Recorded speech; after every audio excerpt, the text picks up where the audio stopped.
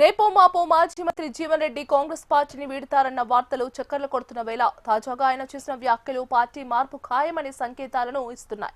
ఈ నేపథ్యంలో జీవన్ రెడ్డి వ్యవహారంపై మంత్రి శ్రీధర్ బాబు స్పందించారు.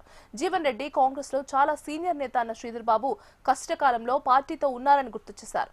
ఎవరో కార్యకర్తలు జీవన్ రెడ్డి ఇంటి దగ్గర జెండాలు తొలగించి ఉంటారని, జీవన్ రెడ్డి పార్టీ మారబోరని తెలిపారు. టీపీసీసీ చీఫ్ మహేష్ గౌడ్ తాను జీవన్ రెడ్డితో మాట్లాడతామని వెల్లడించారు. ప్రభుత్వంలో ఏనాడు జీవన్ రెడ్డి పదవి కోరలేదన్న ఆయన కేవలం స్థానికంగానే ఆయనకు సమస్యలు ఉన్నాయన్నారు. జీవన్ రెడ్డికి తమ సపోర్ట్ ఉంటుందని స్పష్టం చేశారు.